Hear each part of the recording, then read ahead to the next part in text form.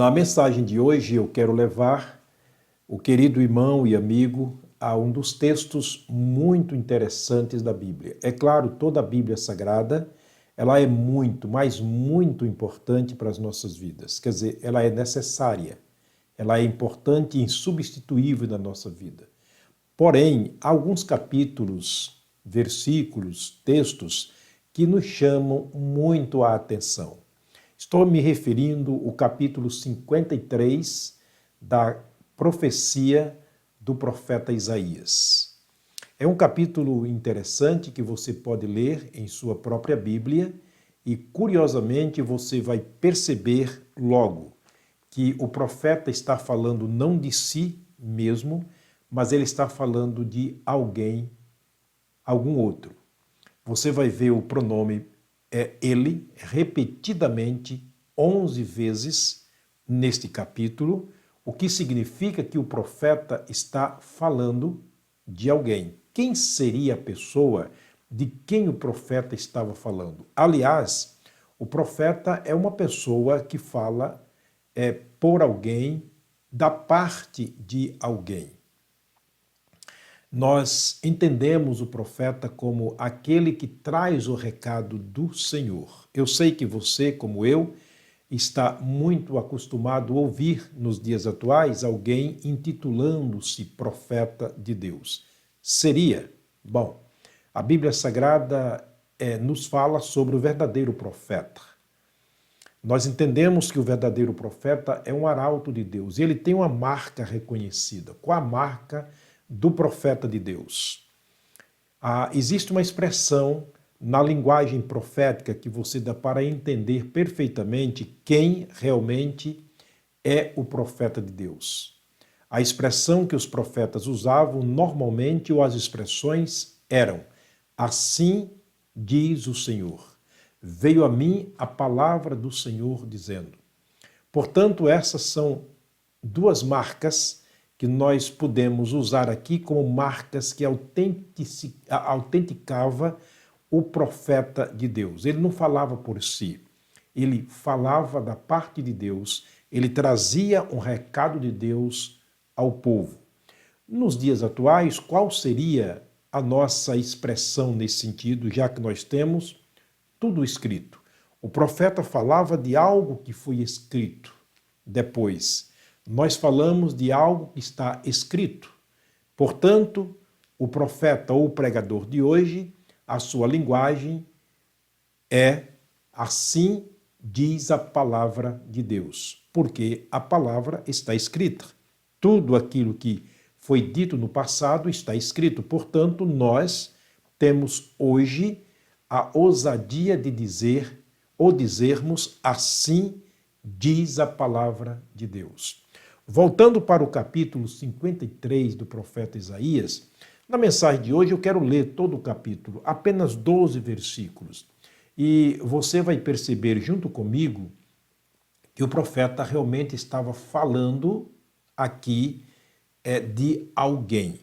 O profeta não era um adivinho, ele não adivinhava, ele não era um mágico, ele era simplesmente uma pessoa usada por Deus para dizer aquilo que Deus queria que fosse dito e escrito, como no caso aqui o capítulo 53 do profeta Isaías. Vejamos aqui, acompanhe a leitura por gentileza, você há de concordar comigo que o profeta Isaías aqui estava falando de alguém. E nas mensagens posteriores, nós iremos ver de quem o profeta estaria falando. Isso é muito curioso.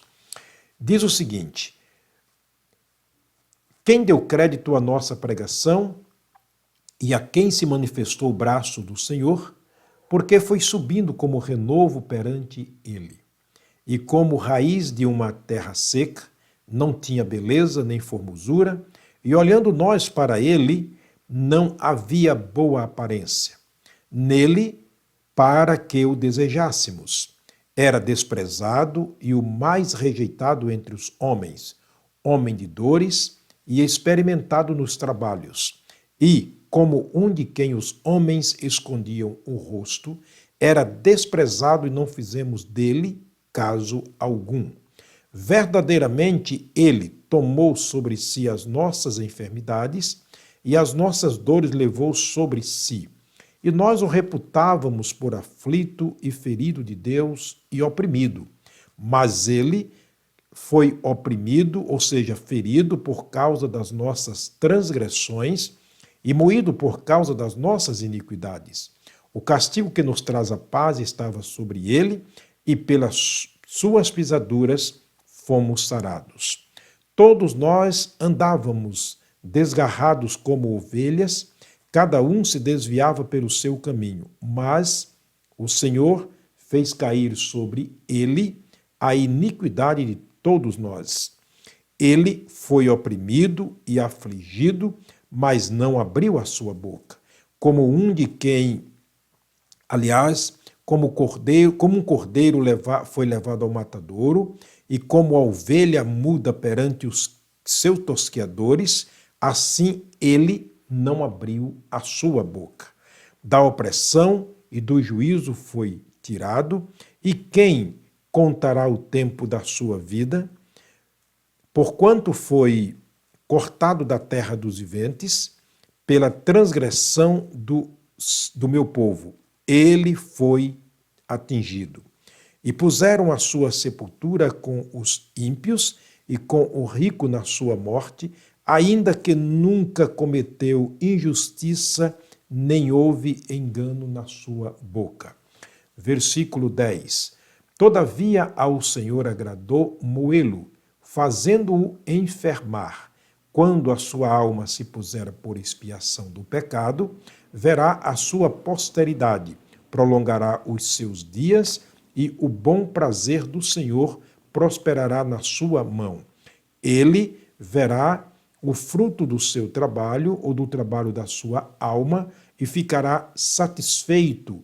Com o seu conhecimento, o meu servo, o justo, justificará a muitos, porque as iniquidades deles levará sobre si. Por isso lhe darei a parte de muitos, e com os poderosos repartirá ele o despojo, porquanto derramou a sua alma na morte e foi contado com os transgressores, mas ele levou sobre si o pecado de muitos e intercedeu pelos transgressores. É um capítulo muito interessante. Nós vamos extrairmos daqui algumas mensagens, e entre elas, ou seja, o título geral que eu quero dar para essas mensagens são As Feridas de Jesus. Os versículos 4 e 5 é muito claro quando diz o seguinte: verdadeiramente ele tomou sobre si as nossas enfermidades e as nossas dores levou sobre si, e nós o reputávamos por aflito, ferido de Deus e oprimido. Mas ele foi ferido por causa das nossas transgressões e moído por causa das nossas iniquidades. O castigo que nos traz a paz estava sobre ele, e pelas suas pisaduras nós fomos sarados. Portanto, é um capítulo que fala sobre alguém. E este alguém, sem sombra de dúvida, é o Senhor Jesus Cristo. Mas aí você pergunta, como o profeta poderia falar de Jesus 700 anos antes que ele viesse ao mundo? Esse capítulo foi escrito, essa profecia foi dada pelo profeta Isaías, aproximadamente 700 anos antes de Jesus vir ao mundo, nascendo milagrosamente de uma virgem. E o profeta aqui, Isaías, ele é conhecido como profeta messiânico, aquele que profetizou sobre o Messias, quer dizer, o Deus que se tornou homem. Mais tarde, João, o evangelista, vai escrever no capítulo 1 do seu evangelho, versículo 14, ele vai dizer que o Verbo se fez carne e habitou entre nós, quer dizer, Deus se fez carne e habitou entre nós. E ele disse, e vimos a sua glória como a glória do unigênito Filho de Deus. Portanto, é muito claro que o profeta Isaías esteja falando do Senhor Jesus. Mas a pergunta é, como o profeta Isaías poderia falar de Jesus 700 anos antes que ele viesse ao mundo? Seria ele um adivinho? Seria ele um mágico? Seria ele uma pessoa que teria, como diz o dizer popular, a bola de cristal? Não, te garanto que não. O profeta, como eu disse inicialmente, é uma pessoa que fala de alguém, da parte de alguém. Portanto, o profeta Isaías era um instrumento, todos os profetas eram instrumentos que Deus usava para falar da parte dele ao povo. Por isso, a marca deles era: assim diz o Senhor. Veio a mim a palavra do Senhor dizendo. Hoje, nós usamos de maneira diferente. Assim diz a palavra do Senhor. Porque a palavra que está escrita na Bíblia é a palavra do Senhor.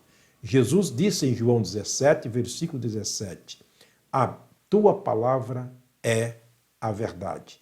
Nas próximas mensagens, nós vamos ver algo muito importante sobre essa questão do profeta e da palavra, para que a gente possa estar inteirado e não sermos aqui enganados de forma alguma com aquilo que a gente está ouvindo hoje como pregação da palavra de Deus, como recado da parte de Deus e assim por diante.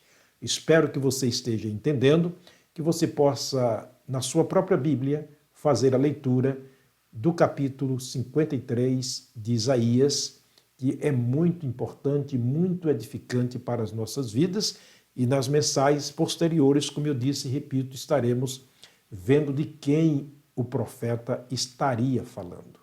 Eu quero terminar orando. Pai, muito obrigado pela tua palavra.